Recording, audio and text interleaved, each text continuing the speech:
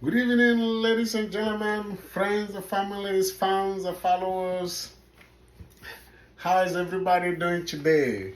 This afternoon, this morning, depending on where you live in the world, right? Like I announced it in my previous video, we're going to read my story, The Mystery of Azongondon, right?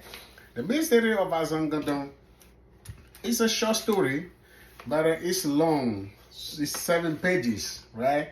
So we cannot read all the 7 pages in one video, not even in 2 or 3 or 4, because it's gonna be too long and people are not gonna be interested because everybody on short video. So we're gonna be reading it bit by bit until we finish the entire story. So Azongondon here is a fetish, right? The Azongondon does not exist, but I just made that name up, because we gotta call the fetish by name. We cannot be saying in the story fetish.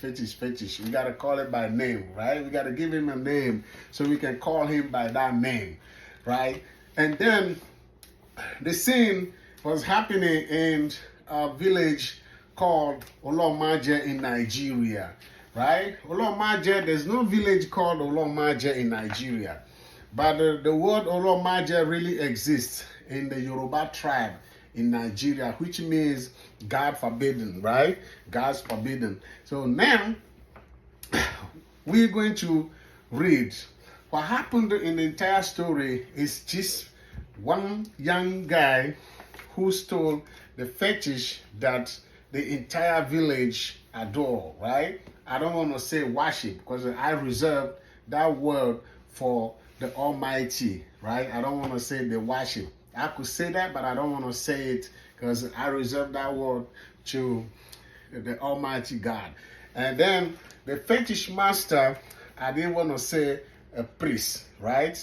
I know we could say a priest, but I reserve that word for the man of God, right? So I want everybody to pay attention carefully to how I use my words, right? Okay, how I use my words. So now, here we read. So the young man stole the fetish and sold it to a tourist who came from England, right? And after he sold it to the tourist took it back to England, in London.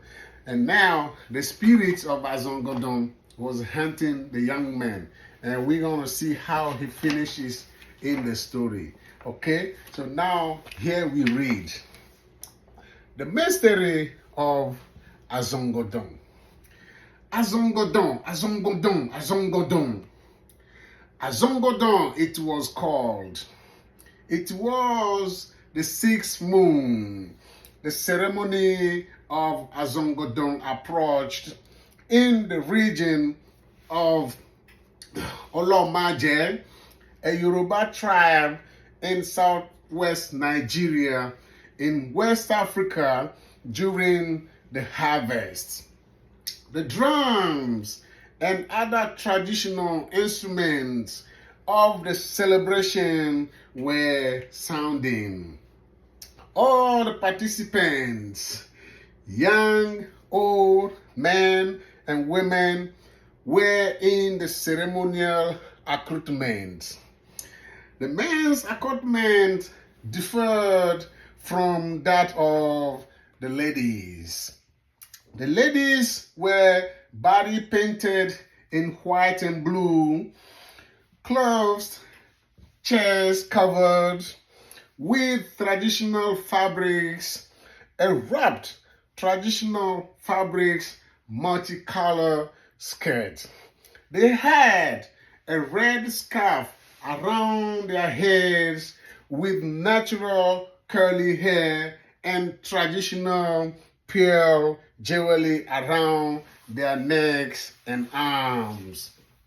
The men wear no shirts, only the red scarf tied around their forehead and their head, and the traditional fabrics around their waists. Azongondon was a fetish, a wooden voodoo that an ancestor Azongondon of the Yoruba tribe sculpted when he was 15 years old, according to the griots of the tribe. The ancestor named the fetish Azongondon, which means father of the harvest. He always offered the first fruit of this harvest and always performed sacrifice to it. Every season, he always give him a black goat for the fetish. The white means purity and clairvoyance, and the black means darkness. And this is interpreted as Azongondon sees everything that comes from the darkness. Thank you guys so much. I'm gonna stop here, and tomorrow we're gonna continue, right? So, ladies and gentlemen, friends and families, fans and followers, I don't want it to be too long, so we're gonna stop here, and tomorrow we continue the reading, right? Thank you so much. I don't want to read it so fast, because not everybody understand the accent. So I just want to go, slowly, so that everybody can really capture what I'm saying, right? Thank you so much. Goodbye.